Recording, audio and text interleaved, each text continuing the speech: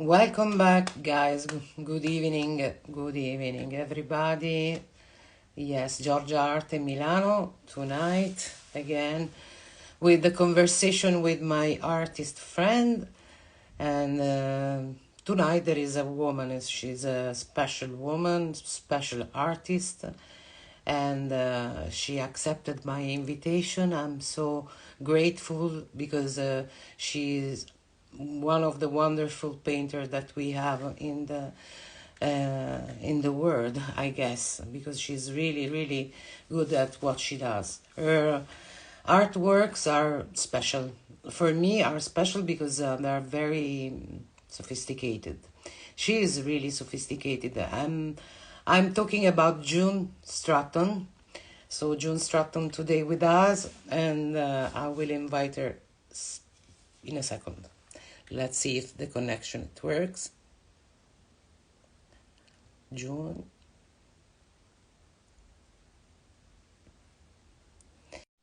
So let's see. June with us. Hi. Good evening, June. No, good evening.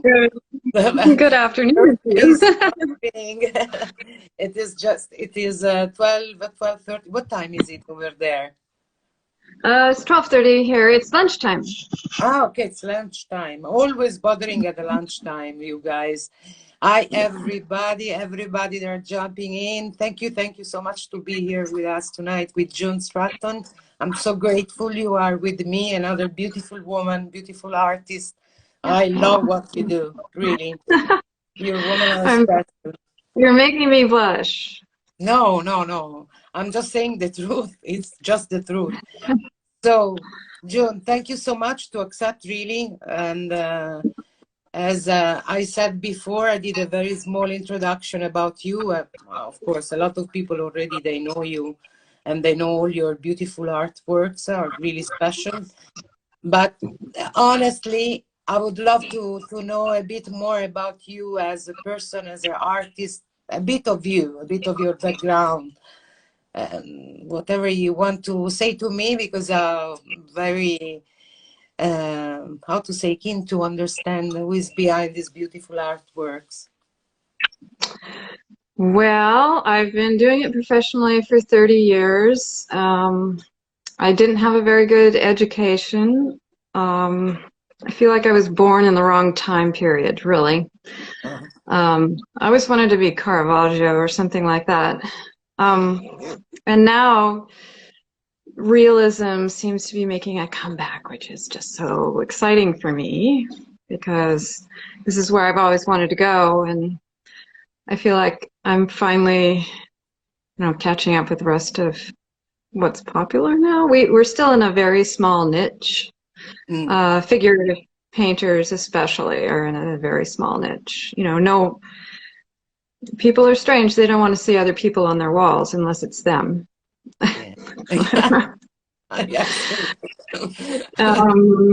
I didn't have an occupation before I started, and that was a little bumpy at first. My 20s were awful. I was like a lost puppy. I worked retail jobs to get Ah, by. And it wasn't until I moved to Seattle and met other artists that were making a living. And I thought, and I looked at their art and I thought, I could do that. yeah. So, so I just Wow. did. My limited education just out of high school was going to the College of Arts and Crafts in Oakland, and I lasted a year and a half there. They were not teaching the kind of painting I wanted to paint. I mostly hung around the life drawing department, and without that background, I probably couldn't do what I'm doing now. When I quit school, I modeled for the art school in the figure drawing classes, and the teachers would let me sit in.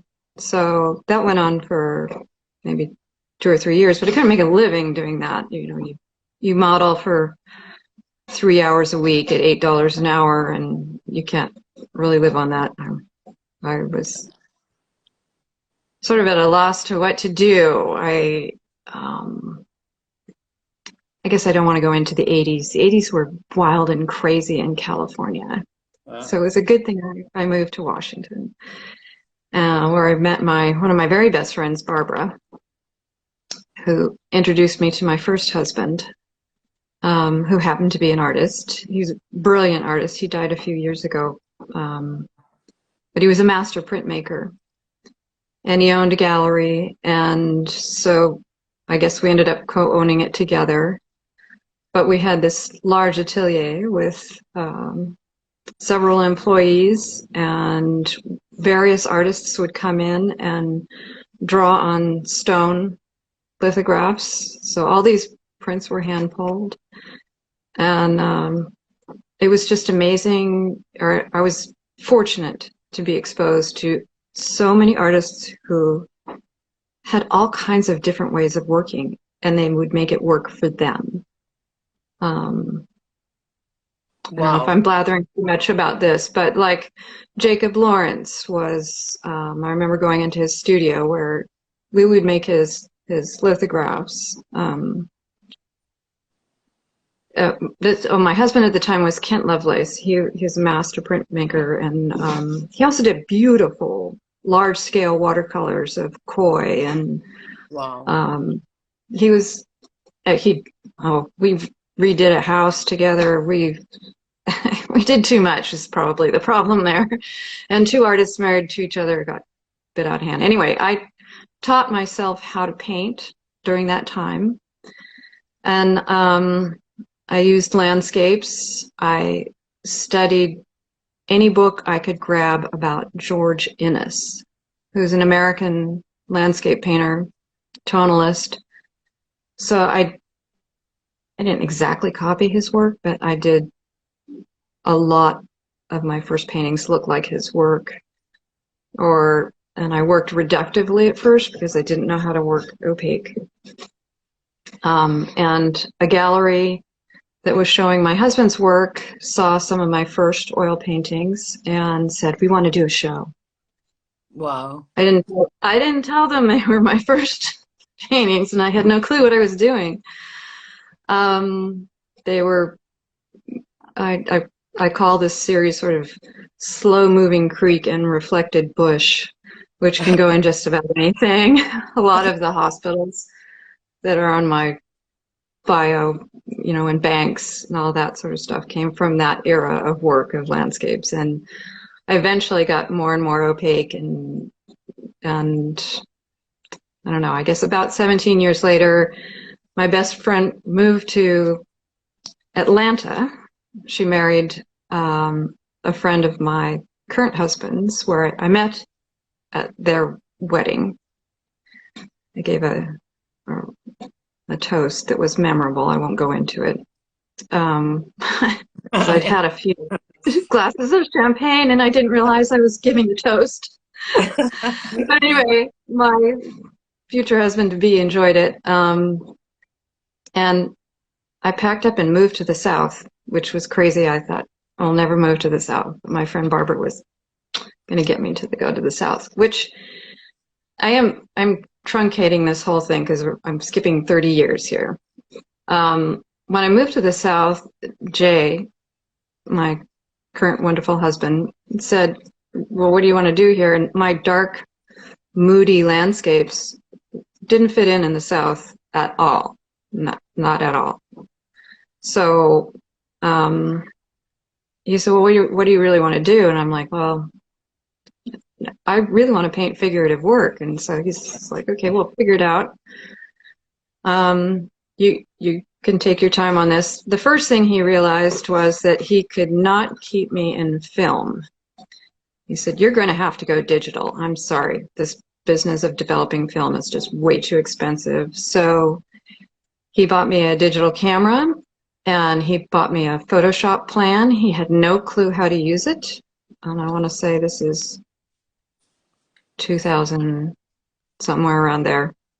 He just said, "This is a program. You can't screw anything up. Just save everything." Wow. And I lost about 6 months of my life pushing buttons and finding layers. And I taught myself how to do Photoshop that way. And it was amazing and helped it helps with compositions tremendously. But I mean, there was a period there where my husband would call from work and he'd go, "Did you get the mail today?" And I'm like, no. He goes, "Are you still in your bathrobe?" "Yeah." "Are you on Photoshop?" I'm like, "Well, yeah." So, anyway, long story short, I eventually kind of decided to blend two artists I liked a lot, which was Gerhard Richter, and even then, real figurative realism and representational work was not, he was the only guy making it that was like a real artist. I just loved his work. And I sort of combined him with Francis Bacon. So a lot of photographs I would take would be interior photographs. Like in the Savannah area, there's some very interesting bars. And it would have this slightly blurry thing going. And I know that Bacon worked from a lot of, blurry camera images. And I had a very successful run with a gallery in Boston. This is period that was this back in the 80s, you've said, or already? No. This is well beyond that. This is like, wow. I'm in Atlanta when I first started it, but we were gradually moving ourselves to Savannah on the coast. And that took opening a gallery. We bought property at the height of the crash, 2008.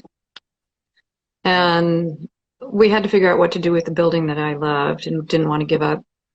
And my husband said, can you run a gallery out of this? Run a gallery before. And I'm like, oh, sure.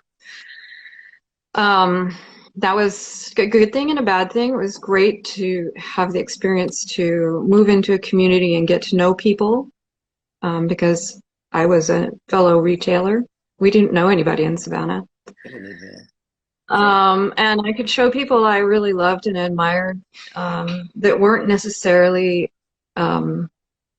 traditional, sort of touristy things that you would see in any kind of tourist. They almost wanted to see marshscapes and things like that. There's some really wonderful landscape painters, and I just didn't want to compete with that. So I took the role of being a gallery owner as seriously as I could, as well as trying to manage my own career, which had its ups and downs. You can't do it all. Really can't. It's a good experience. I would advise anybody who's starting out to apprentice for any gallery that will take you, because it will give you insight as to how much work it is. And absolutely, so true. There is a question that I want to skip because I saw Steph that she wrote. June, what motivates you to keep painting? I can't stop. It's an obsession. I only want to get better. That is my goal. I mean, really, I have the next 4 paintings in my head, mostly. I'm working on 2 right now that are out of my head and fully designed. I can't imagine not doing this. Absolutely true. I told my grade school friend, she remembers this conversation, but I do not. She said that I wasn't doing my math page, and she said, "June, you need to do your math." And I'm like, "No, I will not need math because I'm going to be a famous artist." Wow. I don't remember saying it. I remember thinking it. I don't remember saying it. And the truth is, I was so dyslexic and so behind and such a bad learner, I just was scared of math. But it was easier for me to say, I won't use it. I'll just be an artist. Yeah, you make it really well. Well, I just, my mother wanted me to take typing, and I'm like, oh, I'm not going to take typing. I won't need typing either. But now, I mean, everything's done on a keyboard, and I've managed. I've managed Yeah, okay. But you yeah, no, I wouldn't do anything else. I just want to be better. And I have to say that the IBEX Insiders group, now powered by IBEX, was a great motivator for me. It validated the realism that I was trying to hide through various fads in yeah. representational art, like, okay, disassembled realism somewhat covered up. I remember going to a framer once, and she said, "You look like you're just splattering paint over a photograph. Why do you do that? You know, why are you doing that?" And I'm like, Funny. well, I'm trying to be modern, and I'm like, okay, that's stupid. So the Insider Facebook group, I don't know, I just thought, well, gosh, if these guys can do it, I'm gonna just stick to what I really, really want to do. And the gilding part has always been an on and off thing, but I think it adds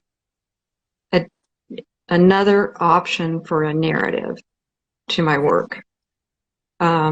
Originally influenced by Brad Kunkel, but also one of the artists I met in Seattle just briefly because he did prints, as well as Fred Wessel, who's not as well known, of course, but has been using gilding in his work forever.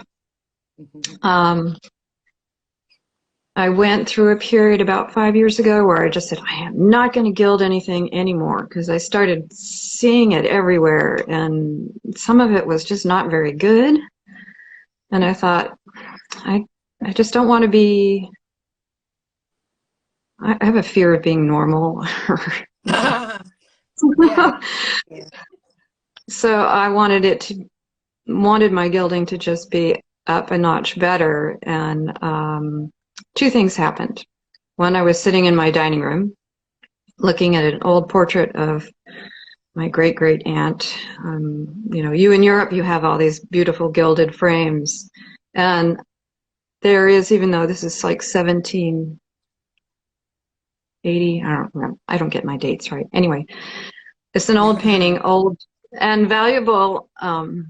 Side story, she's valuable mostly because she has the original frame, and it was an American painter, and there were very few American painters at that time, so she's valuable. But on the other hand, she could have been painted by somebody famous, and one of the paintings, maybe, I have two of these, one of them may have been painted by a guy named Thomas Selly, who also painted Andrew Jackson and a few other famous people. And I was told that these paintings were only worth really what the frames were because they were women. In other words, not important people. Okay. Yeah. Yes. It's a big so. Yeah. So anyway, I was looking at this painting, getting back to the gilding. I was looking at this painting, and I was like, wow, you know, that must have taken some effort to make that cast and that texture. So I thought, what if I put that in my paintings, and did some gilding. And it took me about a year to figure this out. And the first painting I did is on the picture I gave you for your ad. And she is right here. That's fantastic. Miss Faraday Bouquet. Now, she has some issues because she's really heavy, top heavy. She's done with house plaster, and which is not very sturdy or white or refined. Not a lot of detail can be. And I was dipping silk flowers into plaster, and then turning them upside down and doing that to make these casts, and they would often crumble when I would start to gild them and bend, and it was just a mess. But anyway, she's doing well, But I thought I could improve on this, and so I've gradually learned how to do some casting and using real flowers and parts of these frames that I have in the house. The second thing that happened was I did a trip to Chicago, the Art Institute of Chicago, where there's a painting of St. George and the Dragon by a Spanish painter whose name I'm sure I'm not pronouncing right, Bernat Martorell. And something like that. And it's in its own room, very dark. And it was just me and the security guard. Wow. And I must stay there for 20 minutes staring at this piece, because what was so incredible about it was that you can't see when you look at it online is there is all this amazing gilded texture in it. Wow. And it just like, I'm on the right path. People have been doing this for years. I'm not recreating the wheel, but I can create my own. Yeah, my own version of it. Yeah. Put myself in this and see how it goes. And amazingly, people like it. So I'm like, awesome. And then this year, I'm super excited to. I'm scaling up my pieces so I can use life-size things like. Which like size book of your artworks? The biggest one, the measure. Which part? The sizes of your artwork. Oh, the biggest. The biggest. The biggest I've ever done before. It was. I can't remember the size. I want to say it was 72 inches long, but it was not 48. It might have been 36. I don't know. It's a big horse painting. Yeah, that it took almost. Oh no! And the painting I have in my living room, One Horse Opera, is actually probably the biggest. It's the one that's in my living room. It's like 52 by 74 inches or something like that, and it's a horse with a woman on top, and she is, blowing flames like they would in a circus. And the original concept for that. I mean, we're bouncing around here. This is back 2008, right around the crash. And my gallery would have to be ship freight to Boston, and my gallery at the time was like, no, kind of too realistic. And I wanted to do a series of 6 of these women riding horses in doing different tricks. But since I couldn't show it anywhere but my own gallery, and it was a really hard time in that recession. So now that painting lives in my dining room, and I don't know how I'd live without it.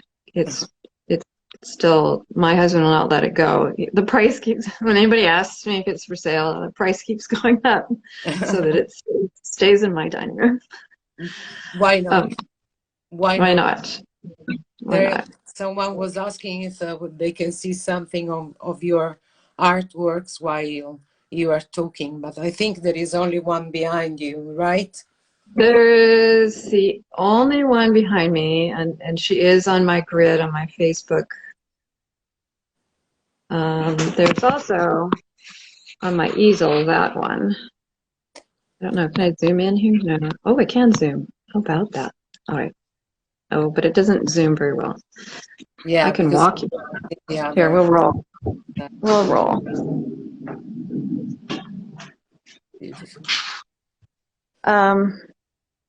There we go. Yeah. Something like that. I'm not very good with this camera on that. Yeah, I can see. But this is, she's I've been working on this one for a while. I got it delayed because I realized I needed new glasses. Because I kept cleaning my glasses, thinking my glasses were dirty, and it's like, no, I'm just blurry. I need new glasses. So, so now I'm back redoing all the wispy hair because it's not up to snuff. Her title is Flowers of Herself, which is the title of a Max Richter song, who I love, Max Richter. I've done one other painting titled Winter, about, a song. And Flowers of Herself is his song about a Virginia Woolf novel. Oh, wow. It kind of loops around and talks about how everything is intertwined in itself. Mm-hmm. And within my painting, my model had sort of a veil with embroidery on it. Yes. And what she's wearing is actually, I made a cast of the embroidery, and then I gilded the floral parts of it. Amazing. So it's both painted and gilded within the painting. And it'll have flower flourishes and petals that float, because I love things that float. I like kind of a trompe l'oeil look. Yeah. She's for a show at Robert Lang Studios. That's my gallery in Charleston. And they're doing a show called The Listening Room, which is super exciting because each artist picks a song to go with their work. And they'll have a Spotify. Wow. So you can walk around the room and listen to the song that goes with the artwork. And so this is what this is for. Amazing. That's a great idea. Beautiful. Oh, Robert and Megan Lang, they're just the best. And the whole tribe, Curry and Laura, they're an artist-owned gallery. They're not like any other gallery. You must come to Charleston and see it for yourself. They're fabulous, and they've done very well for me. I'm humbled to be part of them. David Eichenberg is one of their artists. Yeah. Which is master. He's brilliant. Anyway, there's a couple of other. There's Michelle Jader and Jessica Gordon, a number of women artists. I have to say, I don't think of myself as a woman artist. I just think of myself as an artist first. Brava.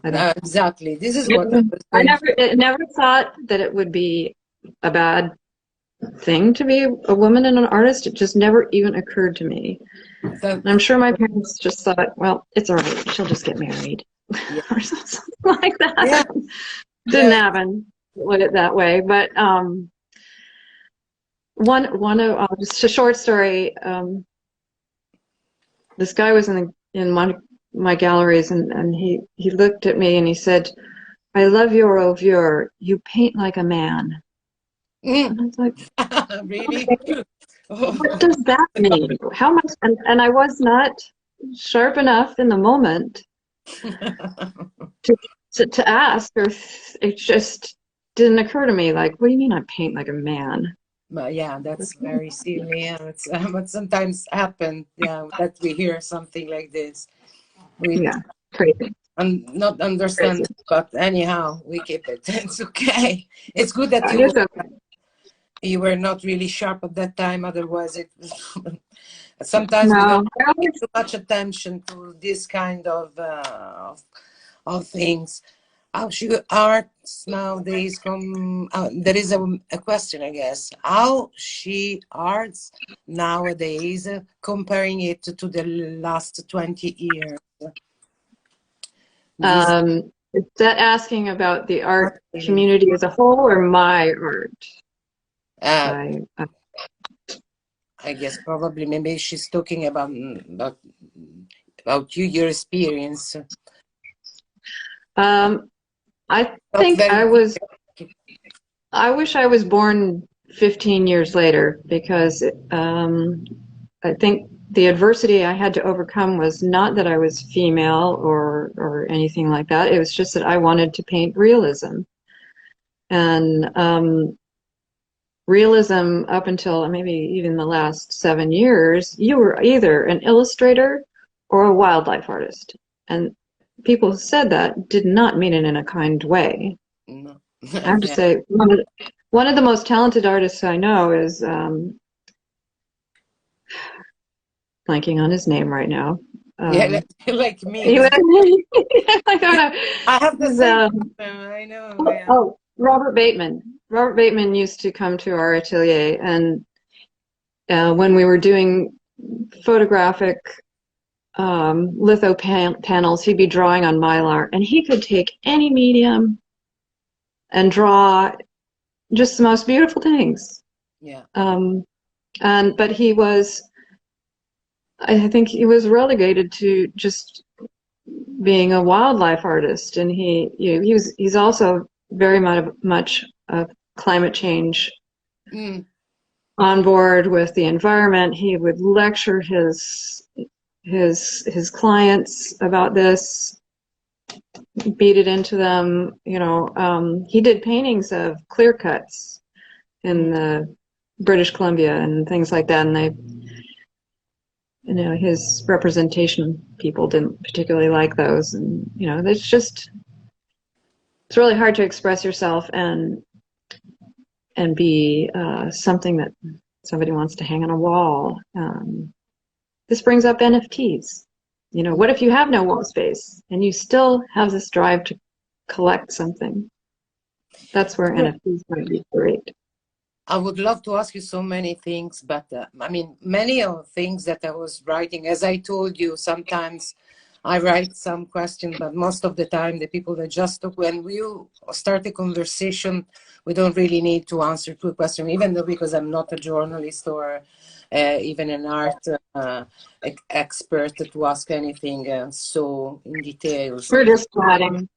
It's just a very beautiful conversation through woman to artist, that someone that is already a professional artist, someone like me that I'm just a beginner and hobbyist, not really a professional artist, but maybe in another life I would love to do this career. You could probably do it. You can do it. Just think that. Just do your best each time. Yeah. And you'll just get better. You're already on the path. Yeah, thank you. Yeah. I love to follow artists like you because your work are really sophisticated. That's why I was really curious to get to know you, because I can see there is a woman behind that it is sophisticated, I'm sure, like their paintings. So, I mean, their faces are so sweet, they are so beautiful, and the femininity, it just comes so well from the viewer point of view. It's a very stunning work. So even with the Nadine Robbins, I love her work. It's amazing. She's so powerful with her colors. We're talking about you. We were talking about you, such a different kind of artist, and beautiful artworks in a different way. The authenticity. So shall we talk about what does it mean to be authentic for an artist? Because in realism, there are so many people, they believe that just to copy something, then you can become a great artist. How can we explain? There is usefulness in imitating other people's art because you can learn from it, but you have to let it go after a certain point, because you can't be just a copyist and be an artist. We're not making wallpaper. It has to have some emotion that is within you. Maybe a story you care about. I can think of Leslie Thiel as an artist who's deeply concerned about the environment and does beautiful work based on that. I tried doing that, and my collectors went right over their head because I'm on the water in Georgia, so I see the tide go in and out and how everything has changed just since I've lived in this house and this studio. So, but I decided for me to be authentic, I needed to talk about the things, my insecurities about being powerless, not having a job that makes a lot of money. I mean, I make enough money to pay for my materials and maybe help out with other bills in the house. My husband is retired, so we're on a fixed income. And I'm really super grateful for my collectors and all of my followers. I can't live without you. All your likes and comments keep me going.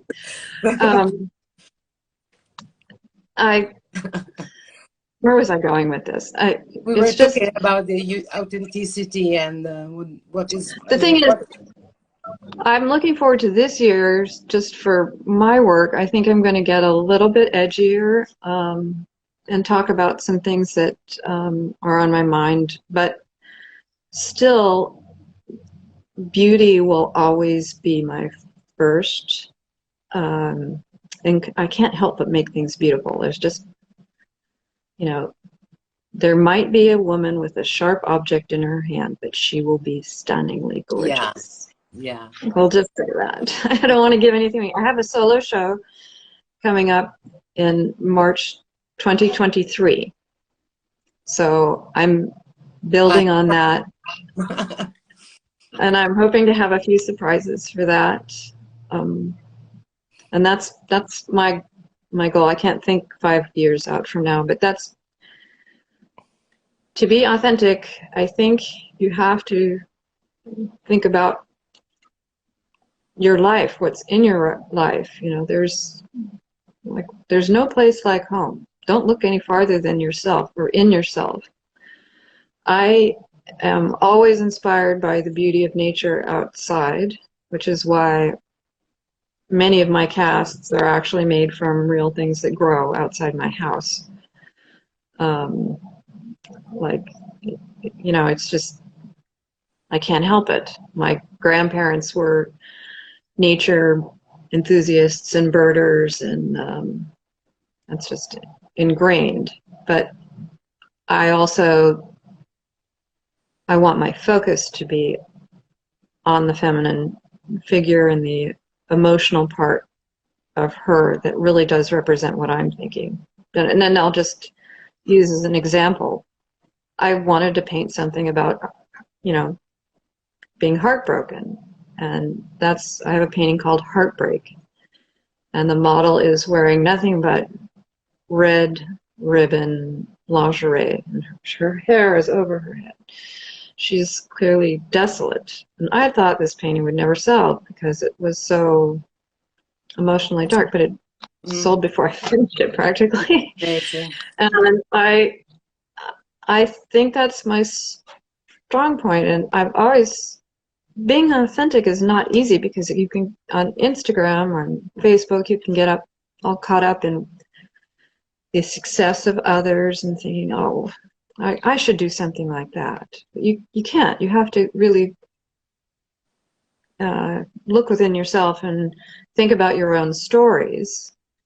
And then I think the art will follow. Yeah. That makes sense at all? Absolutely. I mean, you really, observation. There's no place like home, like Dorothy says. Think about your family, your relationships. It doesn't get any better than this. I mean, I think, to me, I already feel like a successful artist. I'm not ever going to be the toast of New York, and I'm fine with that. I am. This is it. This is great. But I know that my best paintings are ahead of me. That's what keeps me going. Because I have more ideas I have no shortage of ideas to put out there. Anyway, I can't say too much without giving it away, because a lot of it is, stuff that happened in my past that I really want to make a statement about. And a lot of it is to do with personal power or lack thereof, or being a victim or anything. So that's a hint. June, when you look at your paintings, usually an artist is look at his painting for a while, looking what he can make it as the last details and keep it in a way there, waiting a little bit. I don't know if it happened to you right now. Maybe it happened to you before. You keep it for a moment, for a while, to see what you can do to make it better. When do you understand that your painting is finished? When it's something that you feel, it's something that you see, it's something that it's a perception, as you feel that is you, is exactly you, what you're seeing. How it happened to you, this kind of feeling that you have in front of your paintings? Well, for example, like the painting I'm working on now,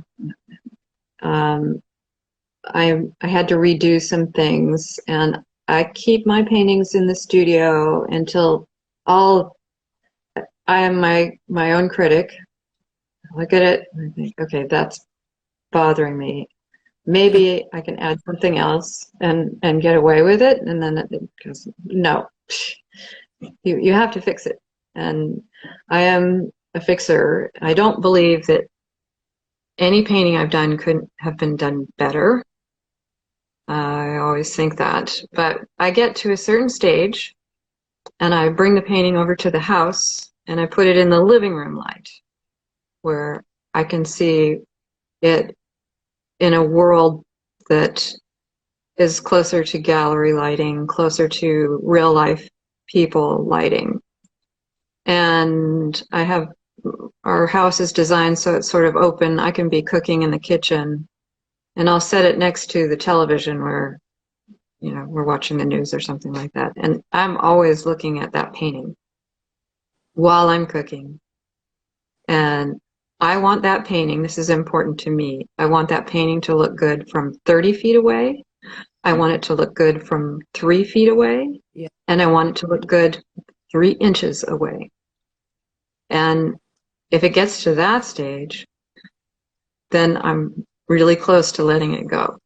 Okay. And then once it's gone, I'm on to the next painting. But I'm usually working on 1 or 2 paintings at the same time because I have to wait for things to dry and stuff like that. And then I get to go visit the Langs up in Charleston, and I put it in my car, and it's like 2 hours away. It's like a mini vacation to see them. Yeah. And deliver it. And yeah. In a way, so. I understand you, of course. I mean, I'm not saying, of course, I cannot compare what I do with yours, with your work, but the feeling, it is the same. I mean, even me, sometimes I hang things over there, then even after a month, and I can see that is exactly completely different as a month before. It's like looking at something that it wasn't like when I saw it a month before. It's like sometimes the face, I don't know, suddenly changed in front of you. The expression I know. changed. Or how did I miss that? Oh my God. Or this is one of those things, and one of the reasons I don't bring the paintings over to the living room right away, because my husband is very analytical. Yeah. But this can be useful because he'll go, June, that arm does not look right. My first reaction is to always be defensive because that's my painting. He's not always right, because that's why I don't bring it over when it's unfinished, because lots of things are going to change. But when I get really close to being finished, he's useful as a second set of eyes, that he doesn't know what it would take to change it because he doesn't know anything about painting. I mean, he kind of knows what I do, but he's just very helpful. Like, did you notice she's missing a finger or something like that? Or why does that finger look backwards? Or I try and, before I get it to the living room, I try and look for things like that. It's like, okay, what would he say? What would he say? So I can avoid the whole conversation. I don't have to have that conversation. Yeah. So, and I'm doing everything possible to become more and more realistic, and I think there's great opportunity to always improve. I'm not an authority on anything, and I think there's more for me to learn. I'm going to keep doing it. You are, of course, you are already your kind of technique, and you achieved your way to work.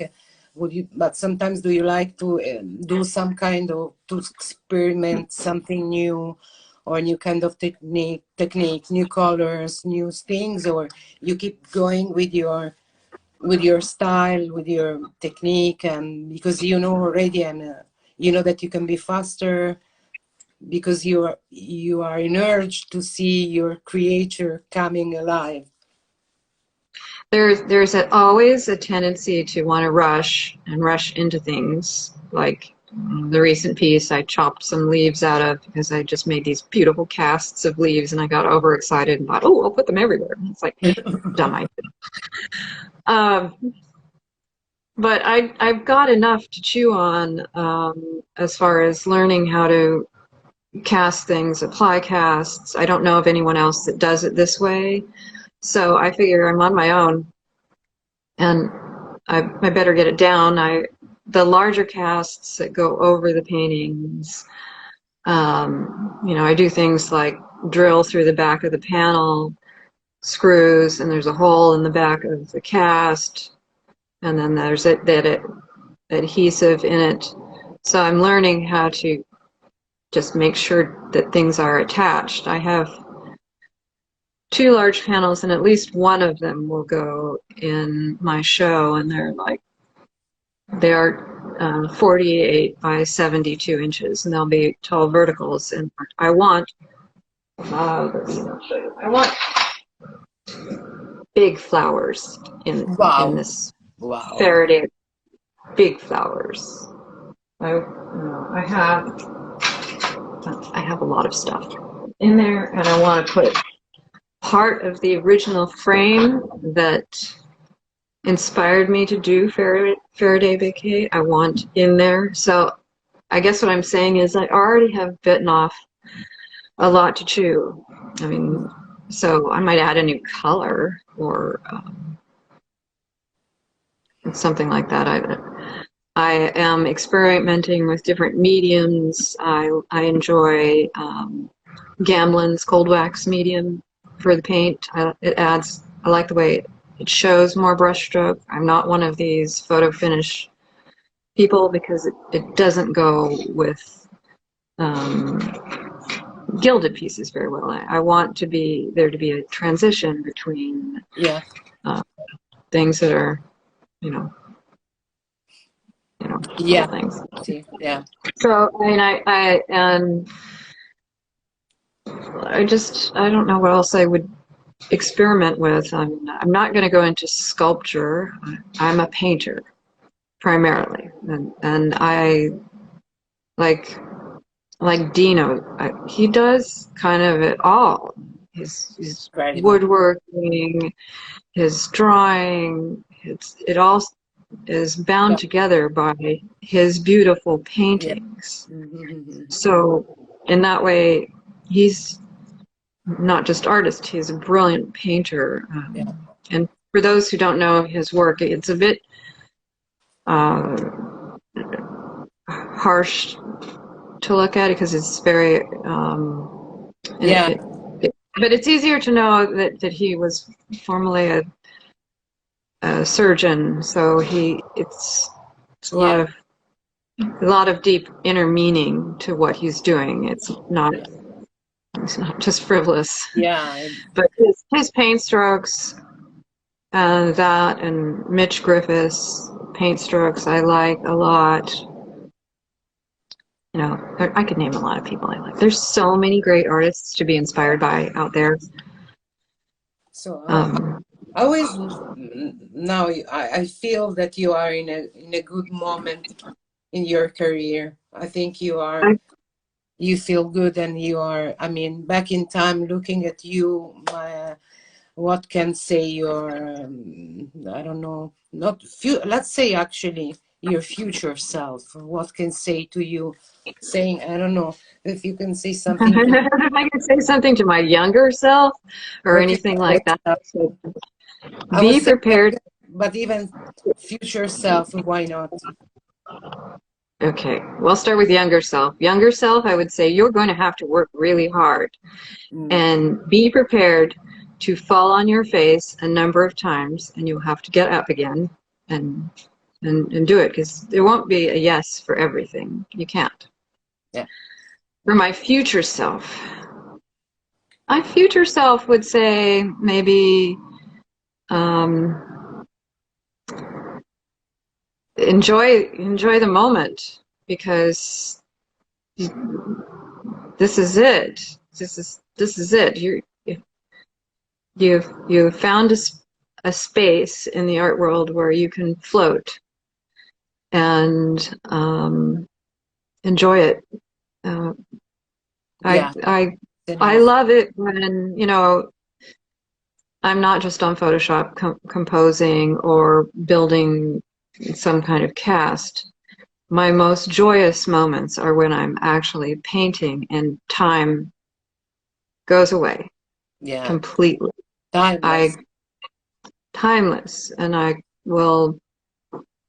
I usually get to the studio around 9:30, an Yeah. hour for lunch, and then I'm there till 5:30. I would go longer to 6 if I could, but I have to have a personal life, Yeah. which usually I work every day, but I work only mornings on the weekends, Yeah. and then When you are so passionate like this and you start to paint, it's really timeless. I mean, I can say the same because usually after lunch, when I go back to paint, time flies. Like I can't understand how it can fly so fast like this when I paint. I know.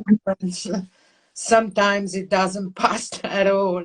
So There are days that there are struggles. I mean,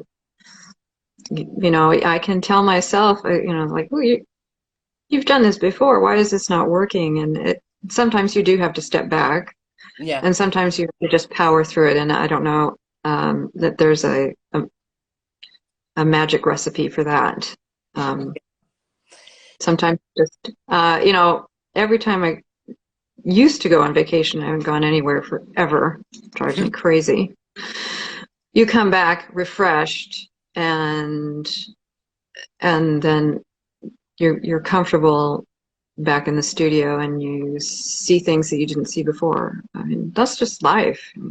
The older you get, the more yes, information that you have to share. yeah. I mean, really, I'm always amazed at these young people that they seem to come out of the womb with a brush in their hand, and they can just do it Because immediately. they're I'm like, wow, how did you do that? yeah. Anyway, that's June, my older self saying, appreciate the moment, stay in the moment. exactly. Yes, feel the moment. Feel the right now. It's the moment. It's now. Life. It's now. It's about now. But then when you look at your paintings, this woman, when they look at you, there is a kind of which kind of relationship we have with this woman. Sometimes you think they look at you like being grateful because you created them. Have you ever had this feeling of a kind of conversation between you and your woman, when you see that they are almost live? I mean, they are. Well, I mean, I walk in the studio. I have several smaller pieces that didn't go anywhere, but I still love, and I have this wall of faces, and plus the pieces I'm working on. And I often walk into the studio and say, "Good morning, everyone," like I'm their teacher. Good morning, everyone. I'm here. I talk to them that way. Crazy. Okay. And then when they start to look like, say, Alice is a recent model. She's the one who has all the beautiful beauty marks. I'll talk to Alice. I like Alice. I mean, I love all my models, my twins.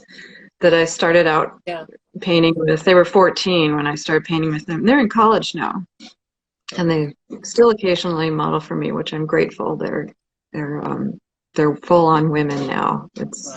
They should be really proud that they are painting their face. They are in big galleries and I painting. don't know. I think you're tired of me. It's like, oh Really? yeah, another painting in June to did of me. No. I'm surrounded by blondes. I'm looking for brunettes. I don't know why I get blondes. Maybe there is Oh, someone here that can hear this and maybe say, I "Hey, like to take my own okay." photographs, so they have to be in my area. That's the problem with Yeah, that. Usually, I mean, unless they're a brilliant photographer, and then I can work around it. But yeah, I'm surrounded by blondes. It's okay. You know, they say you paint yourself in each painting. You draw yourself, you paint yourself. You have a natural tendency to make the image in front of you to be a yeah, reflection of you. I learned that in art school. That's old news. yes, Uh, but absolutely. Yeah, it's true. I mean, this is a kind. um, That's why we use, I mean, art to express a part of yourself, to communicate who you are. Uh, yeah, so you start to do it. I mean, when there is when you are approaching a new project and you have a project in your mind, you're the urge to go to do like take pictures, do shooting, and then from the picture you don't work with live modeling, right? Only with no one has time for my seriously slow painting. I mean, it's really a disservice. The reels that I post that are all speeded up 1,000%, and it's like yeah, the way I paint is like grass growing slow, and um, I there is a lot of value to work from the model. mm, I believe, but no, I take thousands of pictures. I'm a model hoarder. I digitally have this big ass, yeah, you know, yeah, thing that yeah, I can keep all the model photos on because I take thousands of pictures, and yeah, sometimes they speak to me at the moment, and sometimes I go back to them. Um, I There are usually after a photo shoot, there's usually one or two photos that I know I captured what I yeah, wanted in my head, and then that will evolve a little bit in Photoshop, but I don't spend too much time. I have to think about where the casts go and the gilding goes, because when you turn the lights off, all the gilding shows up and the painting goes away almost. yeah, So the gilding has to have its own composition. yeah, So that has to be thought out. But once I'm on the panel, things can just change. And I like just having the time. I don't have to say, "Oh, go take a break, eat lunch. I'll maybe figure this out in yes, 3 hours." You know, I don't have that luxury to work from a model. I wish, yeah, maybe yeah, yeah, some. yeah, yeah, yeah, yeah, yeah. So, So your solo is um, gonna be on the 2023. How many yes, things March. you are you gonna show? You don't know. I I don't know. I have 5 pieces in my head. One piece it's in progress, and then beyond that, I'm waiting on a couple of models to Mm, work with. So I'm looking brunette. forward to it. Well, So, not doesn't yeah, yeah, yeah. have to be, but I have already planned a theme, which I'll let my gallery know soon. Hopefully they'll enjoy it. um, Um, but yeah, before, I'm very excited about this yeah. show. I haven't had a solo show in quite some time. I've done duo shows with the gallery several times, and I just want to knock this one out of the park because I'm going to be, by the time of the show, I'll be 63. Oh So wow, wow, it's really? time. it's time to knock it out of the park. You are amazing. Wow. Oh, congratulations. You don't look at Thank all. you. I was not supposed to live Wow. past 30. Wow. I mean, I went, you know, the things I did in the 70s and 80s, it's amazing I'm still alive, really. Great. It's just, June, I didn't ask you something related about something more commercial. Let's say about maybe who are your kind of collectors. How did you approach the first time? I mean, it was easy for you to find buyers, as you said already something before when you were talking about your history, your story, and your background. How did you start and everything? But let's just a little bit, just to make it a little bit, maybe it can be a help for the one that they are watching this live. How? I would say, you know, my experience is a little bit dated because there wasn't the internet back Yeah. back when I started. You have to be very careful about approaching galleries. Some people will say they're not taking submissions, but it might not hurt. Once you've done your research on the gallery and see that you might fit in and add to the gallery, not just you're a lot like, okay, I'm just going to use Brad Kunkel as a story. You know, his gallery, Arcadia. You don't approach Arcadia looking just like Brad Kunkel because they already have Brad Kunkel and they don't want a cheaper version of Brad Kunkel because they still want to sell Brad Kunkel. Okay. So you need to be slightly different than their entire stable of artists, but add something different. And there's, I think, in today's world, nothing wrong with befriending artists on Instagram and Facebook. I try and avoid Facebook. It's not good. Yeah. Instagram gives me problems too, and I try and answer questions. And but say there's a gallery you want to be in, and you just start following those artists on Instagram and just ask them questions. And if you say, I'd like to be in the gallery that you're in, or something like that, it might be a little obvious, but you have to warm up to that. Or always give them an out, like, what would you suggest for me to do? What, you know, and maybe they'll answer you and maybe you won't. I mean, all they can do is either not answer you or say no. And that's, you know, how big a body of work would you necessarily for a gallery? That's an interesting question. I would say I would say 6 pieces. And just they have to be unified in an authentic way, your authentic self. And check out the gallery website, see if they're even submitting. Probably no harm in sending an email that has one image that's your best image in the body and just seeing if you get a reaction. I don't know how else to do it. I mean, otherwise you can make your own shop and gallery on Instagram, and you can just do that. Make a new page. Make your own shop. Actually, I was talking a few days ago with an expert of NFT, and because we are in this moment of time where the technology is really reaching a point of craziness. I don't know. There is metaverse. Metaverse is the future. With metaverse, you can build your own gallery and your own paintings over there. So I believe that also technology is helping the artist to have a different kind of I don't know, it's a different kind of approach, but that we have to understand. We have to.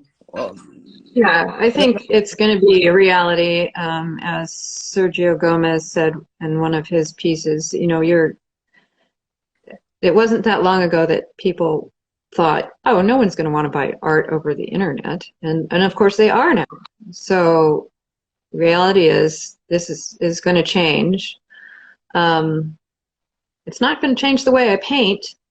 Exactly. I would see it as a side to what I do.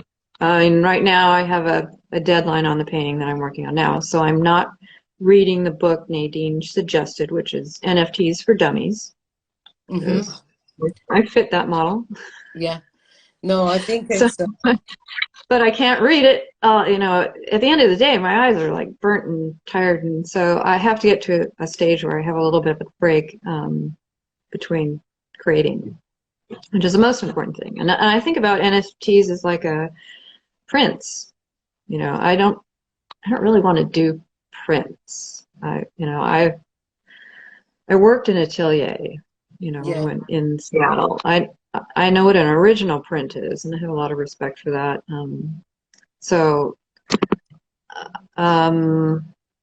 NFTs I see as a way to become relevant in another universe, say. Like, I know these gamers have already built their universes, and maybe they need to decorate, and they don't want mom and pop's art, which they're going to inherit anyway and have limited space to live in, maybe small apartments, but maybe in the meta universe you can have a castle with lots of art in it. I mean, people have a natural inclination to collect things, and that's the only reason I think art survives. I mean, it's not like you can't eat it, you can't live underneath it. It has to be a passion for a collection. I mean, like the Ibex people obviously have a passion for art. The Bennett collection, they have a passion for their artists, and there's no reason that can't be the same in another universe. Sound like something else. Star Trek. See, yeah, the NFT and this word, it's something that is beside. We can still being. Can be, I'm learning about it. I don't think it's not going to happen right away for me. And I'll pick one piece and do. I've thought of all kinds of things, like, you know, how the light changes on the gilded parts of the painting, and it could be a short NFT where that just loops. Yeah. Or maybe I can add to the list of things I need to learn how to do, which is animation. I could animate some of my paintings that have floating things that float across them. The flowers. Float the leaves and flowers over it and have that in a loop. I believe I don't have any... amazing. If you do something like this, it can blow my mind, really. Because I mean, there's just all kinds of opportunities, but first and foremost, I have to finish my painting. Yes, true. I'm not happy. There's all this flat screen technology that is just amazing. I bought a new big, and this was like my big present to myself from last year. It was a 43-inch monitor, my big splurge, and it is amazing the detail that is in it. And I have up on it, you know, just some pictures. I took some pictures of peonies, flowers, and they were floating on a water and table, and I just love the image of them. Wow, look at that drop. And I think, I'm so glad I'm not painting that drop. I'm painting this, you know.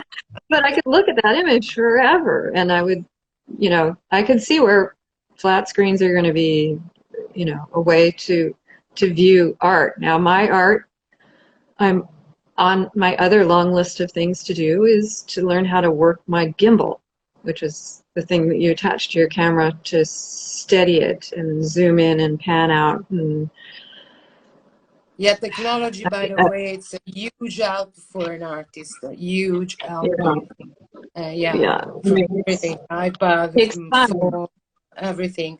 And the same, I believe, for social media, because we are here, me and you, because of technology and the social media. So to do something like this, if we weren't able to do something like that 20 years ago. So I'm really grateful. Technology is a huge help. I know artists that I wouldn't have known if it weren't for A, the technology, and B, the pandemic. Yeah, Really, it true. did make people search out. But I mean, I can't live in this universe. Yeah, My husband is waiting for me to make his grilled cheese sandwich. So yeah. June, it was incredible to get to know you and to know even that you started doing landscape and then you became such a great artist doing this amazing. I'm I'm primarily self-taught is bottom line when it comes to painting. I did learn how to draw in school. Yeah, So drawing is a building block, but and self-taught. journaling and everything, sketching and tasting and everything. Working is the key. I mean, being Yeah, you're practical gonna and practice. It's practice, the key. practice, practice. Be prepared to fail. It's don't be afraid Yeah. don't be afraid to be yourself, I guess, is um, I mean the I, only way I can I want explain just, it. sorry, I don't want to interrupt you. No, I was Okay. just saying because I don't want to skip this. I don't want to forget. Then I think I don't want to keep you more because I know that we are talking more than 1 year, the 1 hour, 1 year. We're talking Run about year. 1 year. We were talking You about know, I have galleries before, and there is something that I would love to. I mean, let's to say to other people, to the young artists, to the beginners, or everything, and you can help me to do that. Please, guys, remember always that you don't have to pay galleries to hang your artwork. There are a lot of crap, even more in social media, that then you applied for, I don't know what you apply, and then they call you, they say they are looking for work to hang your paintings, but they want a lot of money to do that. So please, yeah. guys, it doesn't work. It's not like this. An artist is already, Don't pay. so you don't have to pay, or at least maybe if you doing it like you apply for an issue or something, it's something different. But when they call you back and they're saying to you they're interested about your work and they ask you $200, $300, $500, $600, and you are dying to see one of your paintings in a wall, please don't do that. When No, they have a lot of galleries like that in New York, and because everybody wants to show in New York, it's like, oh, you know, $2,000, the place is yours, but don't. no, You don't. The walls do not sell the art. The people that run the galleries sell the art, or the art speaks for itself. But it's hard if the news can't get out there. You yeah, need clients. You exactly. need clients, and it really does help to have someone who's enthusiastic about your art represent you, even if they're not a brick and mortar gallery. But if they ask you for money up front, don't do it. It's not. Thank And talk to the other artists that are involved. I mean, um, yeah, Didi exactly. Mendez, Poets Artists, she does a great job with doing sort of virtual gallery shows, and they're curated, invitation only, some of them. It's full of really very professional people and people that they are really into art, like the one that you mentioned. So please, guys, really, it is something that I won't keep saying all the time because it is very important. Because we are not dying in all the river of money when you are an artist, and even more when you are a beginner. So it's very hard to find buyers, to find someone that can sell your art. So don't spend money just to the the the the And huge. don't ever walk into a gallery with your portfolio without being invited. That Exactly. will that will make them Thank very you. mad. That's good. Thank you so much. It was beautiful, this conversation. I'm really grateful that you said and you point and you helped me to talk about this kind of point because it's very sensitive for all beginners, and all your story is amazing, and all you said. I mean, I didn't ask you anything because all the I thing blathered. you I said. went on and on. It was perfect. It was perfect. I really enjoyed a lot, and I'm really looking forward. I'm Maybe so honored you asked me. I would, if you want to come back and do this, because I mean, there's always something to talk about when it comes to art. anytime, whenever. I would love maybe When, look again when you have few pieces that you put it on your background that show to all the people, and I would love to have another conversation. I could do Really. like a little mini show. Yeah, why not? Mini show. We do Why many not? things in a way. We could give away secrets to my show. Yeah. Ooh, little sneak Oh, peek. amazing. Oh, it was such a lovely time, really. So much All fun. right. Oh, Well, love, thank you for inviting me. Thank you, everybody that joined our conversation. Thank you. Thank you, everybody. Thank you. Thank you. Bye. Thank you.